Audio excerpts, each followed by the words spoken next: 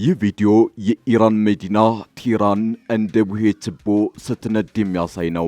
እስራኤልና አሜሪካ ከሰዓታት በፊት በፈጸሙት በዚህ ጥቃት የቴህራን ሰማይ ጠቀስ ህንፃዎች እንደ ቋያ ነደዋል። የሲአይኤ ዋና ቢሮ በኢራን ሚሳኤሎች መደብደቡ ያበሸቃቸው ትራምፕ እስካሁን ከተፈጸሙ ጥቃቶች ሁሉ እጅግ የላቀውን ጥቃት ፈጽመዋል። 120 ሰዓታት፣ 7200 ደቂቃዎች፣ 432000 ሰከንዶች ያለማቋረጥ ተጋድሎ እየተደረገ ነው። ለጽዮናውያን እጅ አንሰጥም ያሉት ፋርሶች እጃቸው ላይ ያለን መሳሪያ ሁሉ እየተጠቀሙ ነው። 7 ሀገራትን ለብቻው የገጠመችው ኢራን ከአምላኳ ጋር ሁና ጎልያድን የገጠመች ዳዊት ሆናለች። ዓለም ሁሉ ጀርባውን ቢሰጣትም ያሏትን ወንጭፎች ሁሉ ወደ ጎልያዶች እያስወነጨፈች ነው። በዛሬው ዕለትም ኢራን ወደ ቱርክ ሚሳኤል ማስወንጨፏ ተሰምቷል። እነዚህ ሚሳኤሎች ኢላማቸውን ሳይመቱ በቱርክ ጸረ ሚሳኤሎች ተመተው መውደቃቸውንም የቱርክ ዜና ጣቢያዎች ዘግበዋል። ከኢራን ተተኩሶ ወደ ቱርክ አየር ክልል ሲምዘገዘግ የነበረ ባለስቲክ ሚሳኤል በምስራቃዊ ሜዲትራኒያን በሚገኘው የኔቶ የአየር መከላከያ ተመቶ እንደወደቀ ስካይ ኒውስ ዘግቧል። የቱርክ መከላከያ ሚኒስቴር ግዛቴንና ዜጎችን ለመጠበቅ ሙሉ አቅሙ አለኝ፣ ለማንኛውም ጥቃት ምላሽ መስጠት መብታችን የተጠበቀ ነው ሲል ለቴህራን ጠንካራ ማስጠንቀቂያ ሰጥቷል። ኔቶ በይፋ ጣልቃ መግባቱ ግጭቱ ወደ ዓለም አቀፍ ደረጃ አሸጋግሮታል። በተጨማሪም ፈረንሳይ አረብ ኤምሬትስን ለመምታት የተወነጨፉ የኢራን ሚሳኤሎችን እንዳከሸፈች ይፋ አድርጋለች።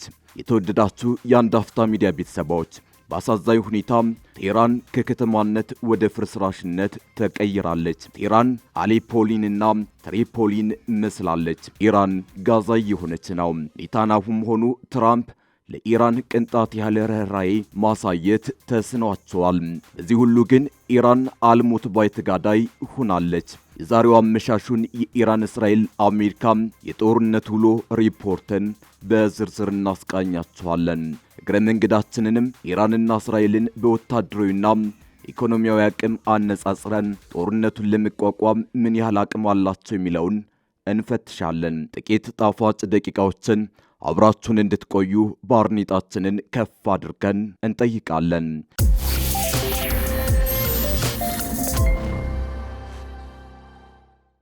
በኢራን ዋና ከተማ ቴህራን ምዕራባዊ ክፍል ዛሬ ማለዳ የተፈጸመውን የአየር ጥቃት ተከትሎ በጣም ከባድ ጥቁር ጭስ ሰማዩን ሸፍኖት ነበር። የኢራን መዲና ቴህራን በተከታታይ በሚሰነዘሩ የአየር ጥቃቶች ምክንያት የፍርስራሽ ከተማ መስላለች። የከተማዋ ዋና ዋና መሠረተ ልማቶች በከፍተኛ ሁኔታ እየወደሙ መሆኑ ተዘግቧል። እንደ መከላከያ ሰራዊቱ መግለጫ ከሆነ ይህ ኦፕሬሽን ሮሪንግ ላዮን የተሰኘው ዘመቻ በዋናነት ያነጣጠረው የሚሳኤል ማስወንጨፊያ ጣቢያዎች፣ የአየር መከላከያ ስርዓቶችና ሌሎች ወታደራዊ ተቋማት ላይ ነው። በተለይም በቴህራን ውስጥ የሚገኙ የባሲጅ የጸጥታ ኃይል የእዝ ማዕከላት በከባድ ጥቃት መመታታቸው ተዘግቧል። ይህ እርምጃ የተወሰደው ባለፈው ሳምንት የኢራን ከፍተኛ መሪ አያቶላ አሊ ካማኒ መሞታቸውን ተከትሎ በቀጠናው ከፍተኛ ውጥረት በነገሰበት ወቅት ነው። በአሁኑ ሰዓት በቴህራን ሰማይ ላይ ከፍተኛ ጭስ እየታየ ሲሆን የዓይን እማኞችም ተከታታይ የፍንዳታ ድምጾችን እየሰሙ መሆናቸውን ገልጸዋል። ለኢራን ምንም ርኅራኄ ማሳየት ያቃታት አሜሪካ ግን ይህ ሁሉ ድብደባ አልበቃ ብሎ ሌላ የጥቃት ማዕበል ኢራን ላይ እከፍታለሁ ስትል እየዛተች ነው። የአሜሪካ የመከላከያ ሚኒስቴር ፔት ሄግሴትና የጦር ኃይሎች የጋራ ጠቅላይ ኤታማጆር ሹም ዳን ኬን በኢራን ላይ እየተካሄደ ስላለው ወታደራዊ ዘመቻ ቨርጂኒያ ከሚገኘው የፔንታጎን ዋና ጽሕፈት ቤት መግለጫ ሰጥተዋል። የመከላከያ ሚኒስትሩ የአሜሪካ ጦር ኃይል በህንድ ውቅያኖስ ላይ አንድ የኢራን የጦር መርከብ በውሃ ውስጥ የሚምዘገዘግ ሚሳኤል በመጠቀም ማስመጡን ተናግረዋል። የኢራን መንግስት ተሸንፏል ያሉት የመከላከያ ሚኒስትሩ አሜሪካ በማያጠራጥር ሁኔታ ያለ ርኅራኄ ከባድ ጉዳት በማድረስ እያሸነፈች ነው ብለዋል። ተጨማሪ ወታደራዊ እርምጃ በኢራን ላይ እንደሚወሰድ ጠቅሰው የበለጠና ግዙፍ የጥቃት ማዕበል እየመጣ ነው ብለዋል። የአሜሪካ ጦር ጠቅላይ ኤታማዦር ሹም ዳን ኬን በበኩላቸው የሰራዊቱ ጥቃት ወደ ምድር እየተስፋፋ ወደ ኢራን ግዛት ጠልቆ እየገባ ነው ሲሉ ጥቃቱ መጠናከሩን አመልክተዋል። የመከላከያ ሚኒስትሩ ፒት ሄግሴት ኢራን ፕሬዝዳንት ትራምፕን ለመግደል ሞክራለች በማለት ከሳው፣ ነገር ግን አሜሪካ ለመግደል ሙከራውን ያደረገውን ቡድን መሪ አደናገላለች ብለዋል። ኢራን ውስጥ ከ150 በላይ ሰዎች የተገደሉበት በሴቶች ትምህርት ቤት ላይ ስለተፈጸመው ጥቃት ተጠይቀው የመከላከያ ሚኒስትሩ በሰጡት ምላሽ ምርመራ እያደረገች ነው ሲሉ መልሰዋል። ነገር ግን ጥቃቱ በእስራኤል ወይስ በአሜሪካ መፈጸሙን እንዲያረጋግጡ ቢጠየቁም ፍቃደኛ አልሆኑም። ኢራን በዚህ ሁሉ መሃል ግን ኢራን አሁንም ለተራዛሚ ጦርነት ዝግጁ መሆኗን ይፋ አድርጋለች። እጅ አልሰጥም በሚለው አቋሟም ጸንታለች። ኢራን ጥቃት ከተከፈተባት በኋላም ከአሜሪካ ጋር ለድርድር መቀመጥ እንደማትፈልግና ረጅም ጊዜ ለሚቆይ ጦርነት እየተዘጋጀች መሆኗን የሟቹ ጠቅላይ መሪ አሊ ካማኒ አማካሪ ተናግረዋል። አማካሪው መሐመድ ሙሃባር ዛሬ እንደተናገሩት ሀገራቸው ከዩናይትድ ስቴትስ ጋር ለመደራደር ፍላጎት የላትም፣ ለተራዘመ ጦርነት ተዘጋጅታለች በማለት ድርድር እንደማይኖር አመልክተዋል። የአገሪቱ መንግስት ቴሌቪዥን በሰጡት መግለጫ አማካሪው በአሜሪካኖች ስለማንተማመን ለድርድር የሚሆን መሰረት የለም፣ እስከፈለግነው ጊዜ ድረስ ጦርነቱን መቀጠል እንችላለን ሲሉ ተናግረዋል። ይህ በእንዲህ እንዳለ ፕሬዝዳንት ትራምፕ ከሀገራቸው ጦር መሳሪያ አምራች ኩባንያዎች ከፍተኛ ባለስልጣናት ጋር ዋይት ሀውስ ውስጥ በቀጣይ አርብ ሊነጋገሩ መሆኑን ሮይተርስ የዜና ወኪል ዘግቧል። በስብሰባው አሜሪካ በኢራን ላይ የከፈተችውን ጥቃት ተከትሎ የነበራት ከፍተኛ መጠን ያለው የተተኳሽ ክምችት እየቀነሰ በመምጣቱ ኩባንያዎቹ ምርታቸውን እንዲጨምሩ ለማድረግ የታሰበ መሆኑ ተነግሯል። ከዚህ በተጨማሪም የአሜሪካ መከላከያ ሚኒስቴር ፔንታጎን በመካከለኛው ምስራቅና በሌሎችም ቦታዎች ጥቅም ላይ የዋሉ የጦር መሳሪያዎችን ለመተካት 50 ቢሊዮን ዶላር የሚደርስ ተጨማሪ በጀት ለመጠየቅ እየተዘጋጀ መሆኑን ሮይተርስ ዘግቧል።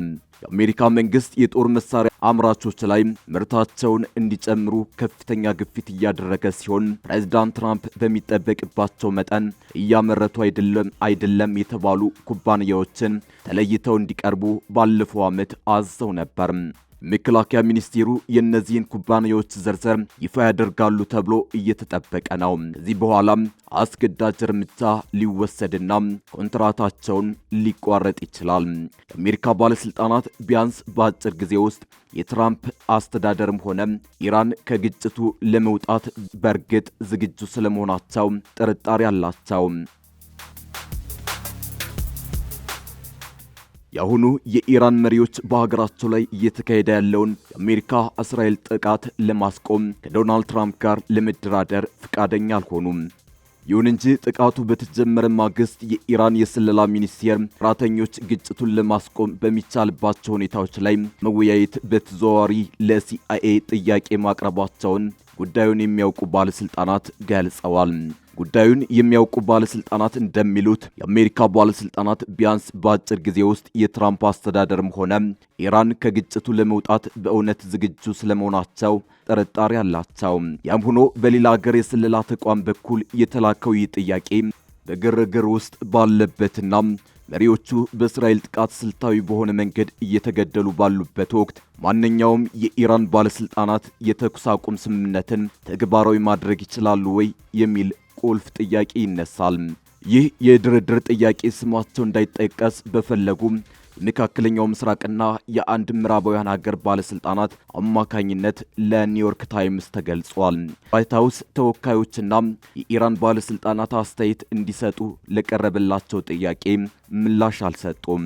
ሲአይኤም አስተያየት ለመስጠት ፍቃደኛ አልሆነም። የኢራንን ወታደራዊ አቅም በከፍተኛ ደረጃ ለመምታትና ምናልባትም የኢራን መንግስት እንዲፈርስ ለማድረግ ለሳምንታት የሚቆይ ዘመቻ የሚፈልጉ የእስራኤል ባለስልጣናት አሜሪካ የቀረበውን ጥያቄ ችላ እንድትል መክረዋል። ለጊዜው ግን ጥያቄው በዋሽንግተን ዘንድ እንደ ቁም ነገር አልታየም። ትራምፕ ከኢራን ጋር ስለሚደረግ ስምምነት ለመወያየት ዝግጁ መሆናቸውን ለቀናት ሲናገሩ ከቆዩ በኋላ ማክሰኞ ጠዋት በማህበራዊ ሚዲያ ባሰፈረው ጽሑፍ ለድርድር አሁን ረፍዷል ብለዋል። በኋላም ትራምፕ አሜሪካ እንደ እምቅ መሪዎች እውቅና የሰጠቻቸው የኢራን ባለስልጣናት እየተገደሉ በመሆናቸው የተሰማቸውን ሐዘን ለጋዜጠኞች ገልጸዋል። በዚህ ሁሉ የኢራን ሽንፈት ውስጥ ግን አንድ ሳይነሳ መቅረት የሌለበት ጉዳይ አለ። ይኸውም የኢራን ደካማ የስለላ ተቋም ከአሜሪካና እስራኤል የተሻለ አለመሆኑ ኢራን ጦርነቱን ሳትጀምር እንደተሸነፈች ሊቆጠር የሚቻል ጉዳይ ነው። ለዓመታት በቴህራን አውራ ጎዳናዎች ትራፊክ መብራቶችና በደህንነት ምሰሶች ላይ ተሰቅለው የሚታዩ ተራ ካሜራዎች የዘመናዊ ከተማ መገለጫዎች ብቻ አልነበሩም። አዳዲስ የወጡ መረጃዎች እንደሚያመላክቱት ከሆነ እነዚህ ካሜራዎች የኢራን ከፍተኛ መሪ የሆኑትን አሊ ሐማኒን ኢላማ ያደረገ የሰፋ የድብቅ ስለላ መረብ አካል ነበሩ። የእስራኤል የስለላ ተቋም በኢራን እምብርት ውስጥ እጅግ የተራቀቀ የደህንነት ዘመቻ ሲያካሂድ መቆየቱ ተገልጿል። እዚህ ዘመቻ እንደ ሚሳኤል ያሉ ግዙፍ የጦር መሳሪያዎች ሳይሆኑ ጥቅም ላይ የዋሉ የከተማዋ የዳታ ወይም የመረጃ ፍሰቶች ናቸው። ሰርጎ ገቦች የቴህራንን ሰፊ የትራፊክ ካሜራዎች መረብ በመስበር እያንዳንዱን ምስል በቀጥታ በሺዎች የሚቆጠሩ ኪሎ ሜትሮችን አቋርጦ ቴልአቪቭ ወደሚገኙ የመረጃ ማዕከላት እንዲተላለፍ ማድረጋቸው ተዘግቧል። የእስራኤል ተንታኞች የእነዚህን ካሜራዎች ምስል ለረጅም ጊዜ ሲያጠኑ መቆየታቸው ተነግሯል።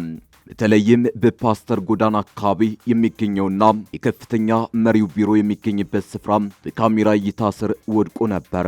በዚህም የጥበቃ ሰራተኞች መኪናቸውን የት እንደሚያቆሙ፣ መቼ እንደሚመጡና እንደሚሄዱ እንዲሁም የደህንነት ጥበቃው በየቀኑ እንዴት እንደሚለዋወጥ ዝርዝር መረጃዎችን ሲሰበስቡ ቆይተዋል። ከካሜራዎቹ በተጨማሪ የሞባይል ስልክ መረቦች፣ መገናኛ ዘዴዎችና ዲጂታል መረጃዎች ተጠልፈው የከፍተኛ መሪው የዕለት ተዕለት እንቅስቃሴ የሚገናኟቸው ሰዎችና ጥቃት ቢሰነዘር ሊሸሸጉባቸው የሚችሉባቸው ቦታዎች ጭምር ተለይተው ታውቀው ነበር።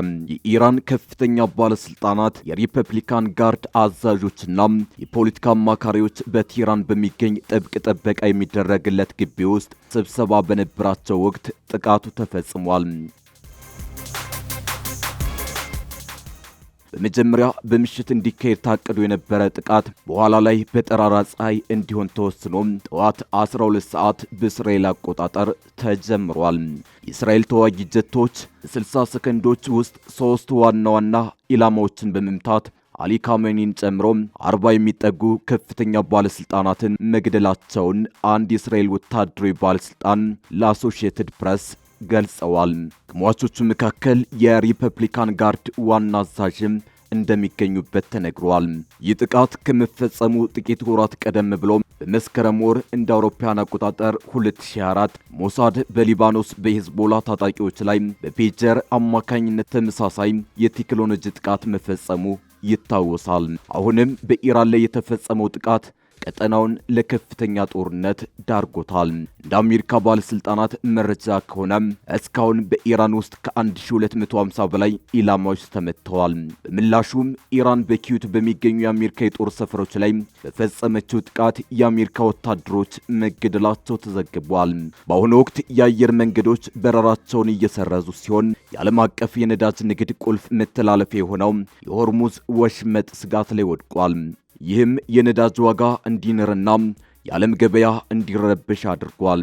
በመካከለኛው ምስራቅ የተጀመረው ይህ አዲስ ምዕራፍ ጦርነት በሚሳኤል ብቻ ሳይሆን በቴክኖሎጂ በካሜራዎችና በሚስጥራዊ መረጃዎች ጭምር እንዴት ሊመራ እንደሚችል አሳይቷል።